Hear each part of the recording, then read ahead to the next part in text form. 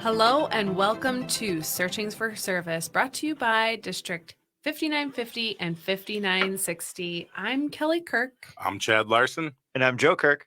And we have the honor and privilege of yet again another special guest by the name of Jim Nelson. Welcome, Jim Nelson. We are happy to have you.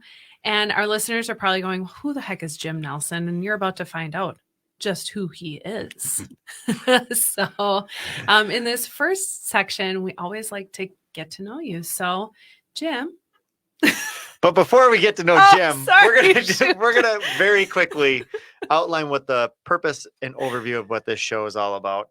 So we want to provide a radio show and a show that offers service opportunities for Rotarians and non-Rotarians alike. And how we do that is we interview amazing guests like Jim and really outline and show different types of service opportunities that are out there, and then why we believe Rotary is the best vehicle to do that.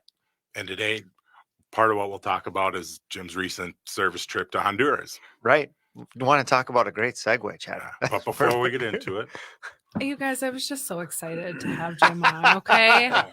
And I'm still getting into the swing of things. So, and Joe just had to say something upstairs about doing a good job. And so, I was feeling really good. But we call that upper limiting. I was just going to say.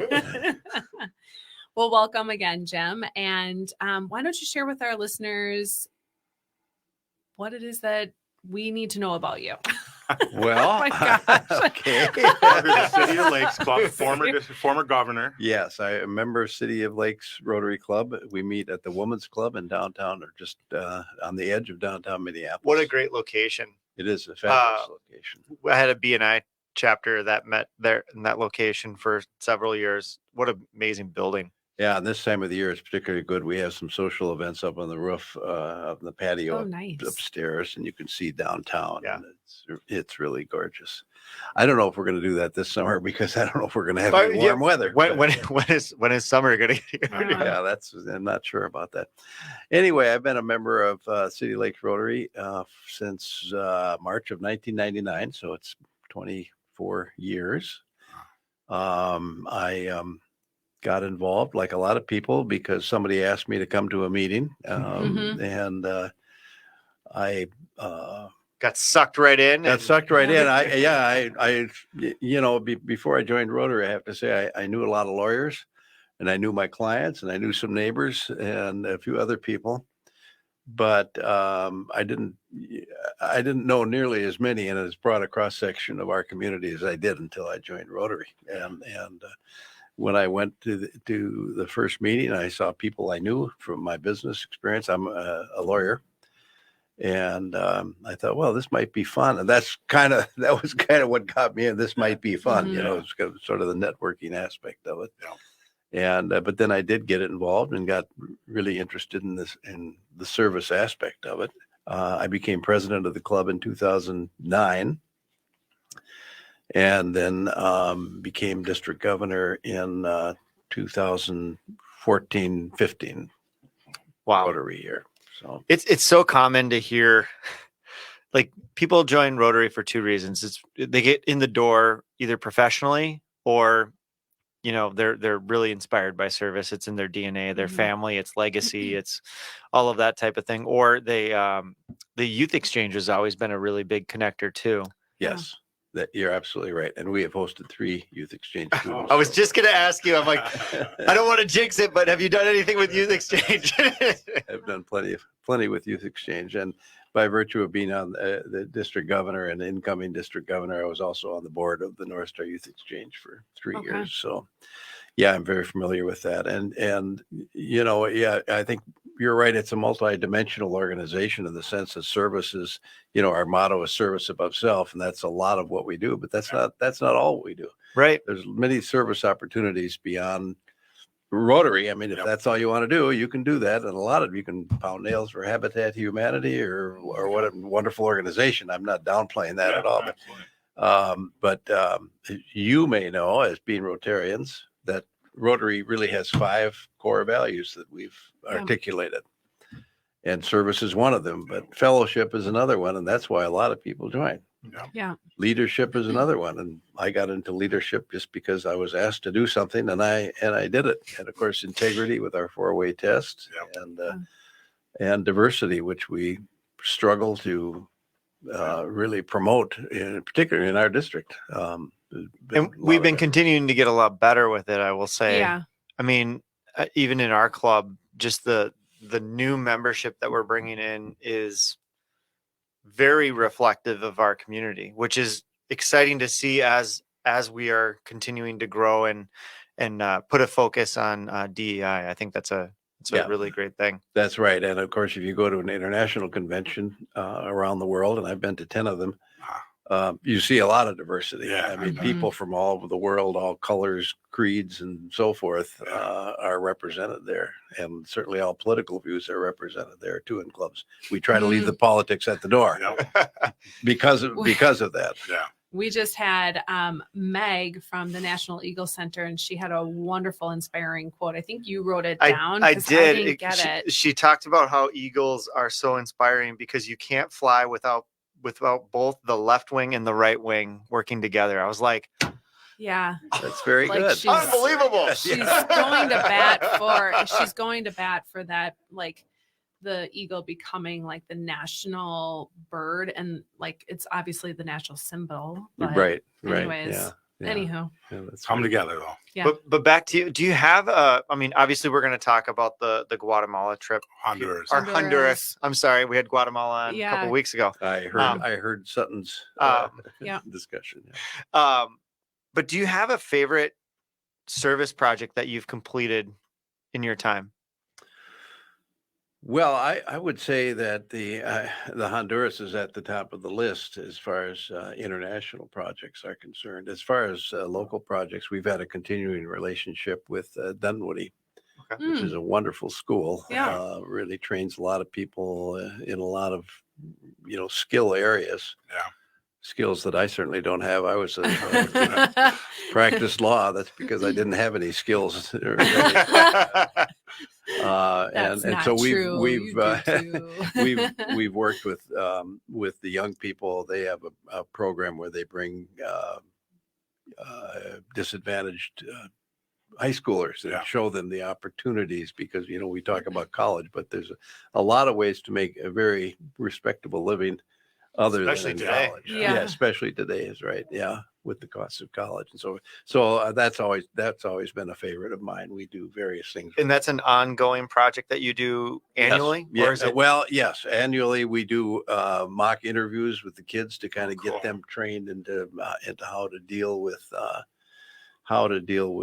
interviews and so forth. I think my Good favorite call. aspect of that was one of my first jobs in Rotary was as chair of the vocational services committee in our club, and that did involve Dunwoody. And one of the things they said they needed was a van to transport the kids, because a lot of these kids don't have. That's a transportation is a big issue to get Sure. them there Mhm. in the summertime. And somebody said, well, maybe we could give them $5,000 or something to put toward it. And I said, wait a minute, why don't we think a little bigger about this?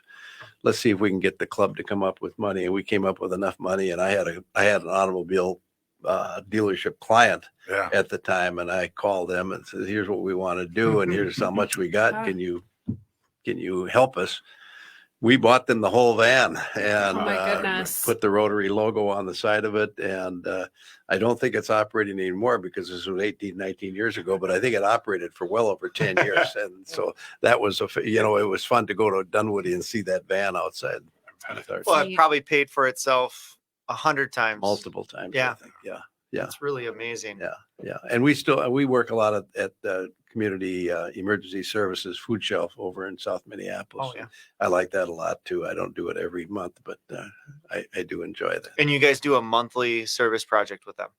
Correct. Yeah. Wow. Yeah. A monthly or I think it's every other monthly Okay. right now. But what we do is we get together on a Saturday and pack food for people who Yep. can't come to the food shelf, and then they deliver it on Monday. Okay. But in the meantime, they put on Monday, we pack it with the dry goods, and then they put fresh produce Monday. Oh, sure. and they take it out, I should say, out of a refrigerator that my club bought for the food shelf. And Mm, that makes a world of difference that they can deliver fresh produce and Yeah. so forth to people and not Mm. just boxed. Yeah, not to try Not goods. just Yeah. boxed things. That's so cool. It's cool. Yeah. It's really always nice to hear what other clubs are doing too within their community. Because, the three of us are part of Edina Morningside. So we've got kind of a narrow vision of what we do in our community. So it's always nice to expand that. Every And club is different too. And we're excited to hear about Honduras. And in our next segment here, we're going to be going out in a second here, but we'll get into Honduras and how that project went. As a reminder, you're listening to Searching for Service. I'm Kelly Kirk. I'm Chad Larson. And I'm Joe Kirk.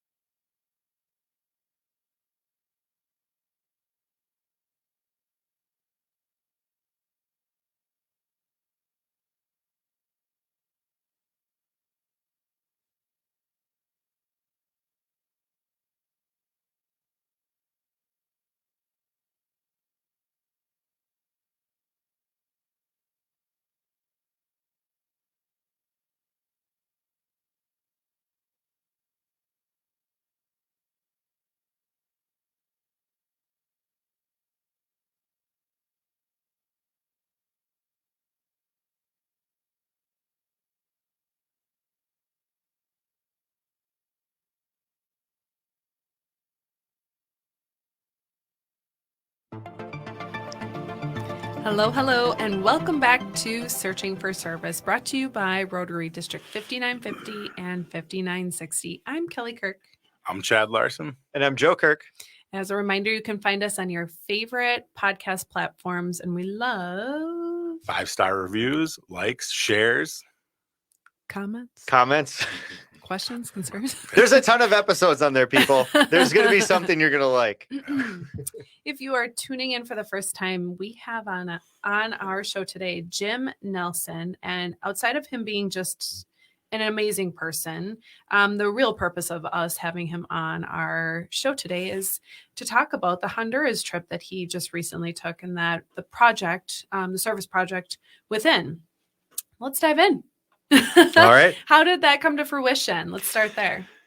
Well, it goes back a ways. It goes back about 10 years, actually.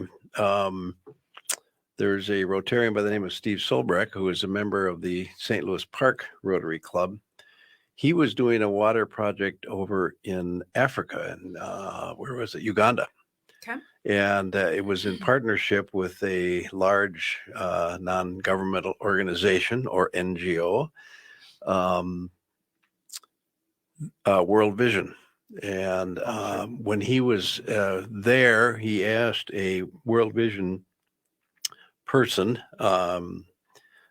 he said, I'd like to get more people involved in international projects, but it's hard to get to Africa. Is there some need closer to home where we could do a project? And the answer came back, Honduras would be a great opportunity. And as we discussed before we went on the air, it's only about a 5.5 hour flight. Plus Yeah. That's still like, I'm like, it's seriously only. Yeah. What? We Which is great. Yeah, it is great. And we get on a plane here at about 5 o'clock in the morning if things go well, and get there at about noon. So we're there in time for lunch. And this time around, unfortunately, well, we can get into that later, I guess, but it wasn't quite that smooth. But in any event, so Steve, I was in line to become district governor, and Steve asked me if I wouldn't want to go down to Honduras with him and scope things out. And one of the keys of a major or large international project is you have to have a Rotary Club on the other end who's willing to participate with you. And so the purpose was twofold: to go into some of the communities where World Vision said they had some significant water issues, and then to meet with the Rotary Club of Santa Rosa de Copan and see if they would be on board with helping us with the project. And so we did that, and Steve wrote the grant, and that grant was completed in I think it was 2016, and it was an $800,000 project. $400,000 in Rotary money and $400,000 match from World Vision.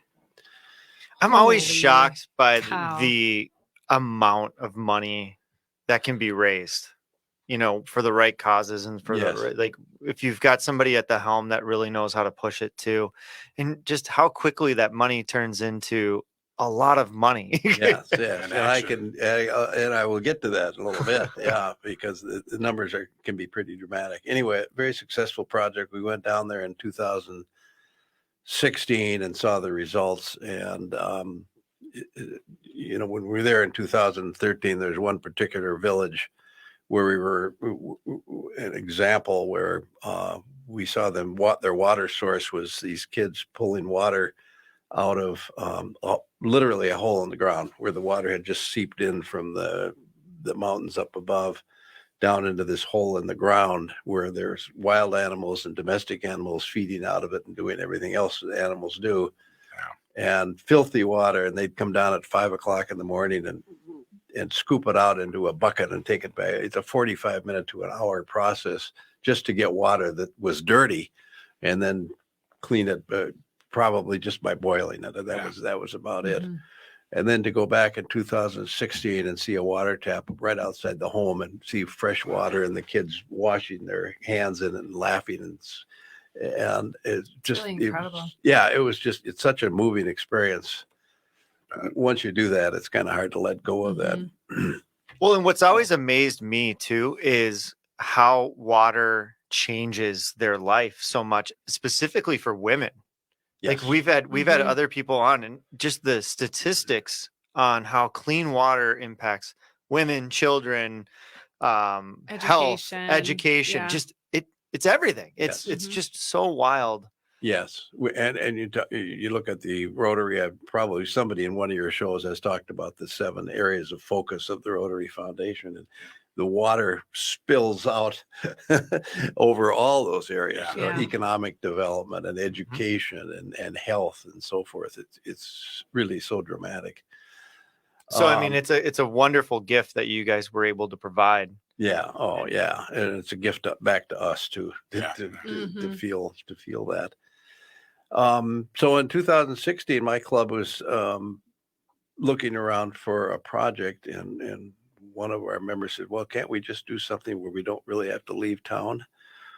And I said, wait a minute, this is the International Service Committee. And you can do That's- things. You can pack food and send it Mhm. someplace or something like that. But I said, let's shoot a little higher. I said, look at the program that Steve did. I've been down there 3 times already to see the results and to see what the need. Let's go for it. So in 2017, I and a group went to Honduras again and looked at some of the successful projects, looked at some of the need, which was still incredible in other communities. Mm. And I said, let's do the same thing. And World Vision was all in on it. The Rotary Club of Santa Rosa de Copan was so happy with the first results, and they were all in on it. So we came back and I started raising money. And it took a while, but we did raise enough money. I won't go into all the details of how we did it. But you did it. But we did do Yeah. it. We did do it. And the project got started in 2019, and we were about ready to go to, I don't know. There was a question. I'm kind of rambling maybe a little no, bit. but you're okay. No, you're not. Wonderful. No, Okay. you're not. But we had something happen in 2020 that probably put a little bit you of have it. Right. We had a flight scheduled for March 30th of oh 2020 my gosh. to go down and see the progress. And needless to say, we We're still waiting for that flight. we put that one on the shelf, but the project went on. Although they had the same problems that Sure. we had, plus some additional problems, 2 hurricanes within 5 days of each other, Iota and Ida, which actually wrecked some of the infrastructure that we had built on this on the Dang. project. So we had to come up with a little more money. We came up with another 4,000. World Vision matched that, so we had another 8 to fix those. And then the main person in charge on the World Vision side died of COVID, unfortunately, in his 50s. And then they had a dengue fever outbreak and just one thing after another. And then there was some political strife down there. And so we had to rearrange some of the project, but long and short of it is we did finish and we submitted a final report to the Rotary Foundation, and that was accepted in about April of last year. So that brings us to the new project that's starting. Mhm. One of the participants in in what I call our project or my project, which is my club's, joined us from the Rotary Club of Sacramento, California, and he was so impressed. His club put in I forget how much, $10,000 or $20,000 toward our project. Oh my. And he got Clayton Lee is this gentleman's name, and he was with us, and he got excited. He said, "We're going to do one," and then he asked us, "Would you help?" Yeah. And how can you say no? Right. So when you've seen the impact. yeah, of, like, exactly. sure. So we started raising money here in our district for that purpose, and I was able to raise. And here we get into some leverage discussion. I got clubs to contribute $32,500 toward this project. Then the district, with the district designated funds, or DDF. I always try to name the acronyms before I get into that. It's a good call. Yeah. So easy to get into that. Just gave us $30,000. Was it yesterday? Yeah, Wow. yeah. So we were thrilled with that. So and then that $30,000 is then going to go to the Rotary Foundation, and if they approve the project, and we are certain that they're going to approve the project, 80% of that DDF will be matched. So that's another $24,000. So that means our district will have been responsible for $86,000. It's the power of Rotary, and Yeah. we've just got a few seconds here in this segment, but just really quick, we've had a couple people on that have talked about the Rotary Foundation and the matching funds, and it's really nice to see it like a real tangible evidence of the power of all of that fundraising. Right. And after the break, I get into the specifics of Absolutely. the leverage. All right. You're listening to Searching for Service. I'm Joe Kirk. I'm Kelly Kirk. And I'm Chad Larson. We'll be back.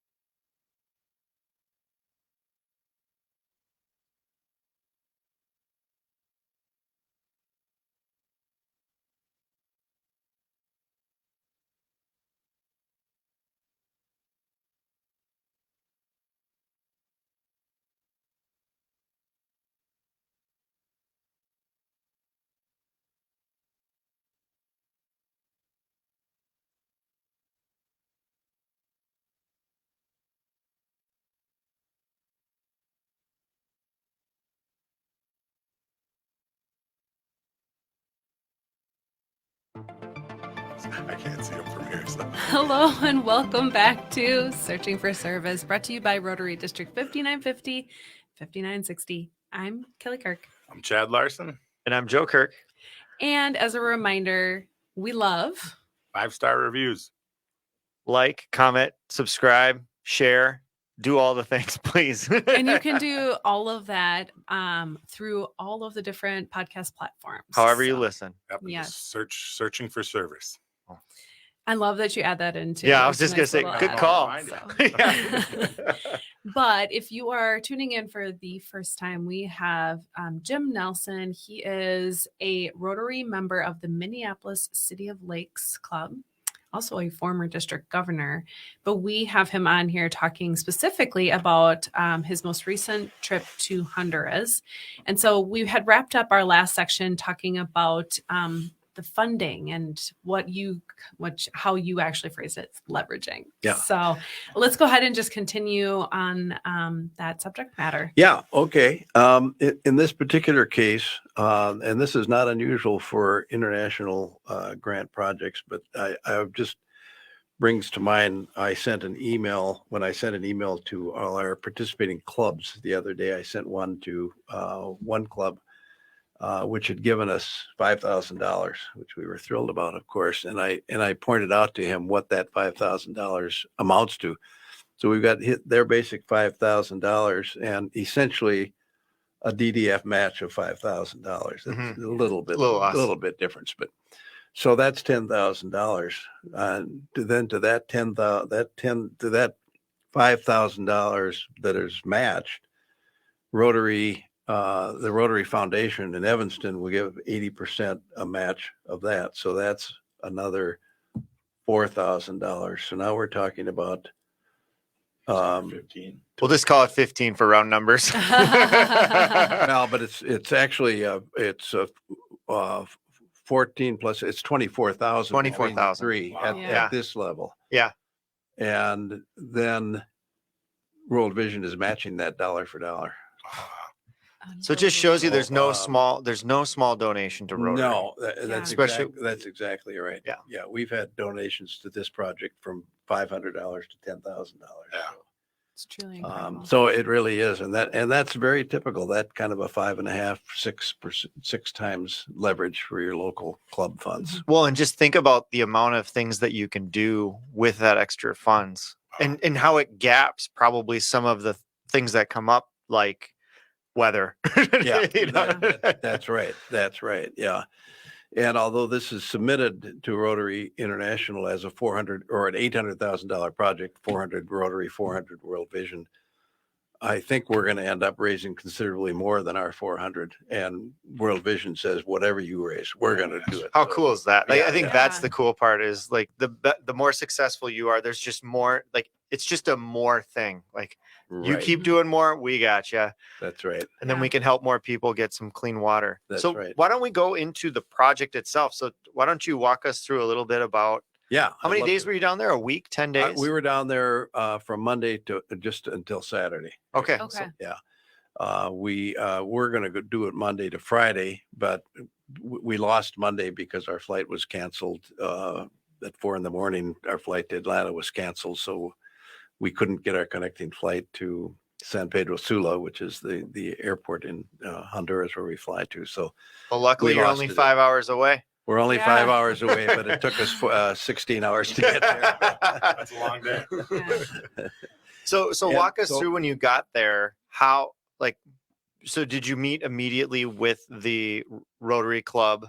that you partnered with? We had to stay in San Pedro because things are kind of dicey out in the country at night, so we weren't able to travel to Santa Rosa, which is our sort of our base and where our partner Rotary Club is. So we stayed overnight, and then we took a drive to the first community we went to, which is a community by the name of Santa Teresa, which was helped by the just completed project. Yeah.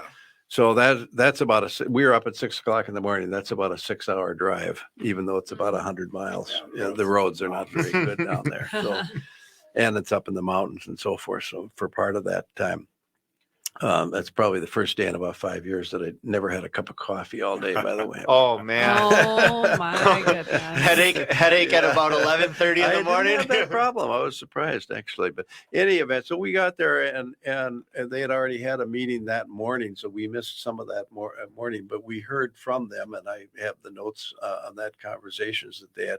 The format is to meet with the community and talk to them, Mhm. either about what their need is or about what clean water has meant to them. And as Mm. we talked earlier, clean water is just so important. It's a trickle effect. Yeah, and we go down there. Every place we go, we're told before the water came, the kids were drinking contaminated water, and they all had diarrhea problems. Yeah. Okay, what does that do? It means malnourishment. Yep. Mhm. It means you're not going to school. Yep. All those things. Just And- the Not getting systematic into- yeah. impact. right. You know, and one of my favorite things, and we've talked about this in the past too, is how we solicit through Rotary the need in the community versus going, hey, we're going to do this project and we're just going to dump it on you and hopefully it works. Right. Is that we do a lot of the outreach to make sure that need is actually serviced correctly That's right. That's and right. sustainable. That's So right. I liked hearing about that. That's a key thing that the Rotary Foundation, when they're going to review projects, is have you done the community assessment? Have you sat down with the community and asked them what they need? Mhm. And it's pretty easy in the case of these villages, they need water. Well, and And so- specifically in this village, like what was the mechanism that you guys created for them? Like what was the project? Honduras, in that part of Honduras, they have plenty of water. It's just not clean. Yeah. And it's not treated and so forth. And there's water, there's various watersheds, and the water is very clean up at the top of the mountains. And so the idea is to bring the water down into the community, and so we're not drilling wells.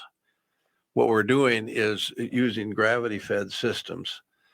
So we're laying PVC piping underground. Yep. So you have to dig a trench all the way. And guess who's digging the trench? The community members are digging the trench, not Rotarians. The community members are committed to this. They are partners. This is really important. How cool is that? They are so committed to this.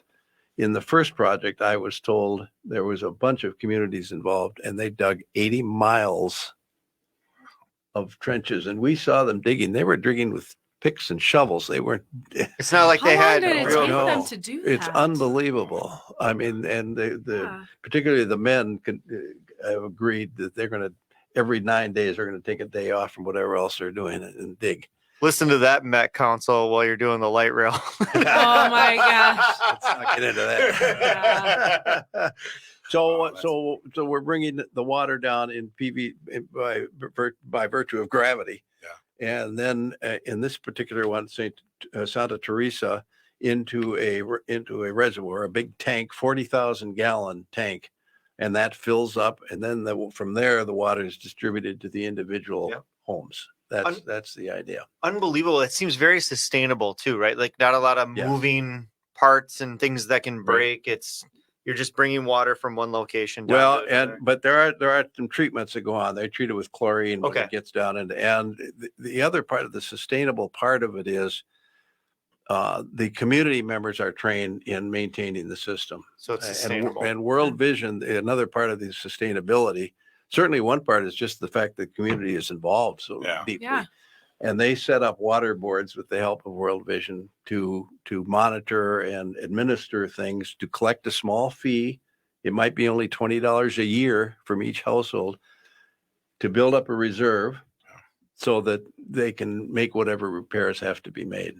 Well, and I'm sure once they see the product there, it's a simple sell. I mean, they see how it changed their life. They're like, Yeah, they're sold No, on it. thank They're you to yeah, clean yeah. water. We're No, definitely gonna thank keep you. this You know, going. I can't even imagine. right. They're sold on. Everyone's In the on one board. community, it might have been Santa Teresa. We were told that World Vision kind of administers this, and they basically told them we have to have 90% of your adults trained in some aspect of this, or we're not going to do it. If the Mhm. community is not interested, we're not interested. Yeah. right. So they had 100%. Every single adult in the community was trained in some way. It's just incredible. It really So is. in Santa Teresa, we stood outside. We have pictures.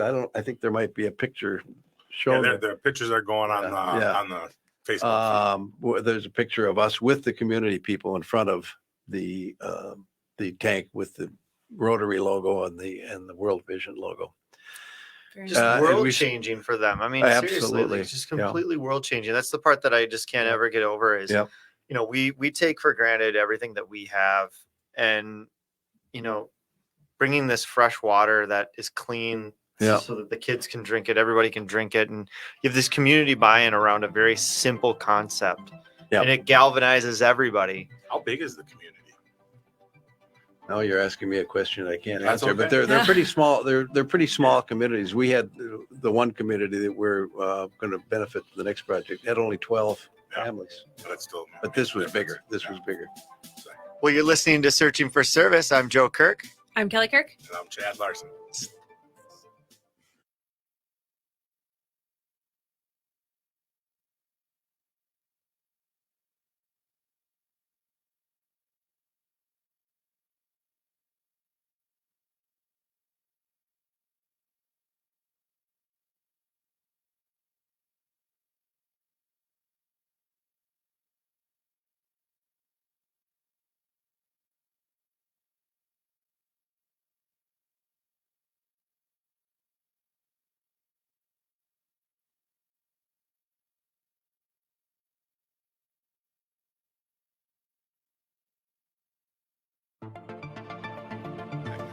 Hello and welcome back to Searching for Service, brought to you by Rotary District 5950 and 5960. I'm Kelly Kirk. I'm Chad Larson. And I'm Joe Kirk. As a reminder, you can find us on your favorite podcast platforms, and we do love Likes, shares. 5-star reviews. Searching for Service. Look at you. I love it. That's really wonderful. If you're tuning in for the first time, we have Jim Nelson. He is a part of the Minneapolis City of Lakes Rotary. He's also a former district governor. More importantly, we have him on here recapping his most recent Honduras trip that was offered through the Rotary. And so in our last segment, we were talking about the project itself. And so we're going to just continue rolling off of that. And why don't we just pick up where we left off, Jim? Yeah, my final thought on the Santa Teresa site with the 40,000 gallon tank. As we stood there, there's a pipe coming off the bottom of it, and there's water just rushing out. And one of the people said, "Why is this water coming out here instead of going to the homes?" And they said that because our tank is full and there's excess water right now. Yeah. And so then the question was that water going to waste? And one of the community members said, "Look down there." And there were the crops down there. They use it for irrigation, Oh, the wow. excess sure. water. Okay.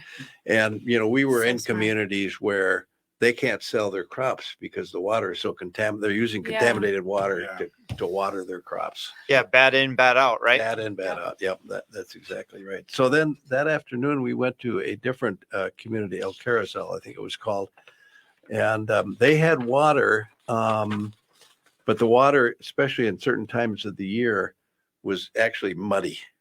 Too much sediment. Yeah. And so they didn't need a tank. They needed a water filtration system. And so they built an open air system where it comes down and goes through some sort of gravel or something at the bottom. I'm not an engineer, Yeah. so I don't know exactly. It's how a it works. filter. It's a filter of some sort, and it's outdoors, and the sun helps too. And so that gave them clean water that they need. Bad in, good out. Exactly right. Yeah. And the people were so appreciative of that. It's so interesting to hear the difference in need too. Yeah, As you're community going- by As you're community. going, I mean, even within Honduras, which isn't a huge country by any stretch Right. of the imagination, and just geographically within how many hours were the two towns? Communities. Yeah. I'm trying to remember how long it took. Probably 'cause felt I think like we one. made it. We stopped someplace for lunch, but it was probably a couple hours. And you don't get very far going a couple hours up in the mountains of Sure. Honduras. I mean, Mm. sometimes you're on roads that you can't even believe are roads. Yeah. You know? So yeah, but they weren't that far apart. Okay. Yeah, But the need was completely different. Need is different. Every community has a different sort of micro watershed and so forth. So How many total communities did you guys visit? This time around, I think we only delivered or visited 6 maybe communities. Only 6. Well, over 3 days. Yeah. And so the next day we were in communities that still needed help. And we went to 3 that were fairly close together. They were up one mountain. When we all said and done, we were up about 7,000 feet. So Yeah. we're up a long ways. The last community had only 12 families living there. Yeah. So the government was not interested. The government doesn't have any money anyway. And they weren't interested in helping 12 families. I bet. They said they had 19 families, but the hurricane knocked out 7 Wow. homes. And they said the people migrated to the United States. Yeah. I assume Oh, illegally, okay. but that's Yeah. Yeah, that that's what's Honduras has happening. been in the news about that a lot. And so I mean they had the same problems. The proposal there is to build a very small reservoir, 2,500 Yeah. Sure. less gallons, people, with less that, need. enough for their use and for some future use as well. And on all these 3 communities, the message was the same, and particularly with the women. We can't keep our kids clean. We can't keep ourselves clean. Sometimes we'll be without water for 8 to 10 days. 8 to 10 days without That is water. What do you do? What do you unbelievable. do? Well, first of all, we store some water because we're anticipating that we're going to be without Just to- water. Just to drink. I'm sure. And then, this is fine. and then if we're out of water, we'll go to a neighbor's because they may have more pressure because they're lower down. There might be enough pressure to get water to them, so we'll borrow from them. Or we'll go to the creek. There's a creek nearby, or there's a river several kilometers away that some people go to get Yeah, water or geez. wash their clothes. It's a day-to-day struggle. Yeah. And one thing I haven't mentioned that I should throw in, this is what's called a WASH project, and WASH stands for Water, Sanitation, and Hygiene Education. Mhm. All those, they go together. We've been to communities that have no sanitation facilities at all. People are defecating in the woods. Yeah.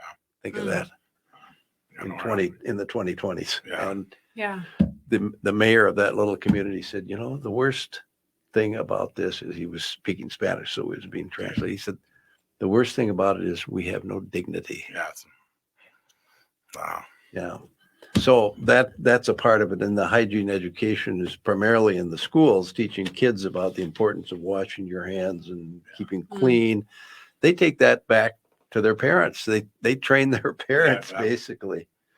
We were in one community, I should add as a little side note, that previously the kids had all been told, don't wash your hands. It wastes water. Waste water. Oh gosh.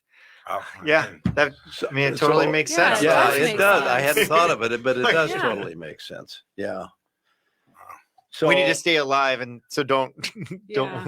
don't wash your right, hands. exactly. Yeah. Well, and it's so great that you guys have been able to at least address and hear the needs of those individual communities, and then be able to tailor a project that will the projects that will be sustainable in all of these communities, from 12 households all the way up to, I don't know what the largest one was, I'm not sure either, but it was quite a Quite a few. Yeah, yeah, but the scalability is really interesting and how we've Right. talked about it. So yeah.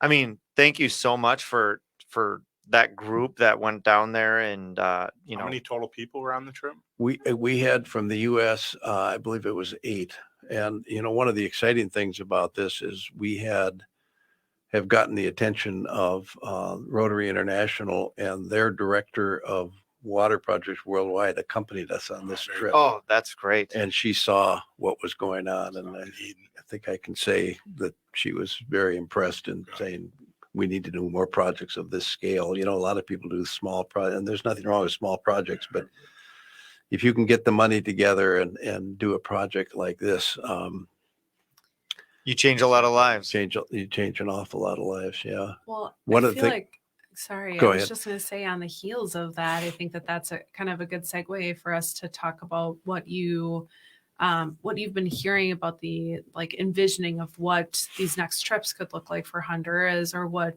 impact. capacity we could help impact for Honduras. Yeah.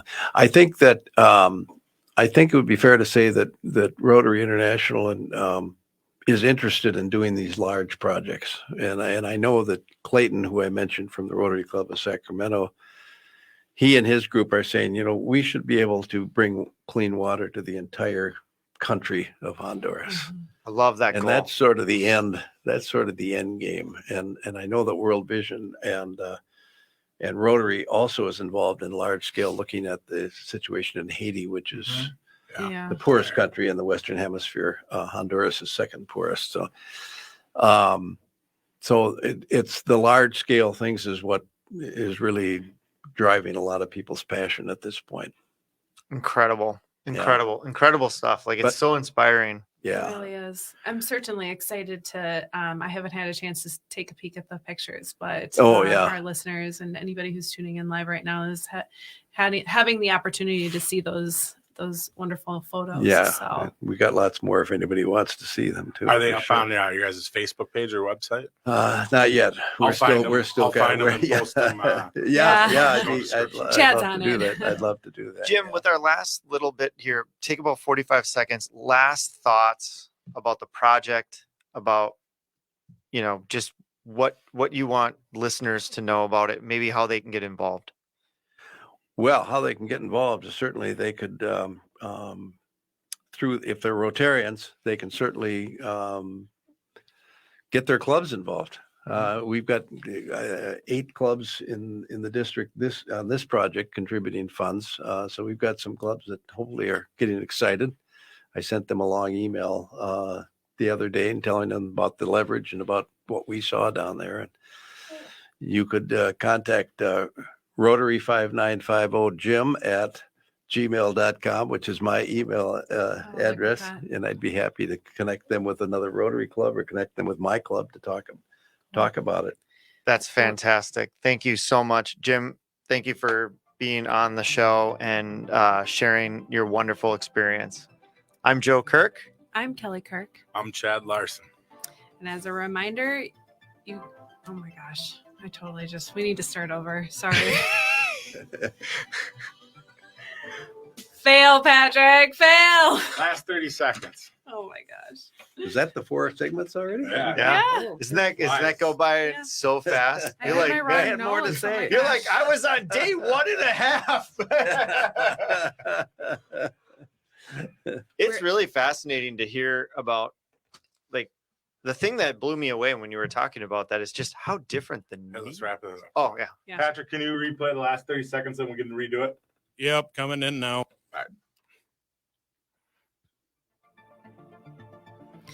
As a reminder, you're listening to Searching for Service. It's time to stop searching. And start serving. and join a Rotary right now.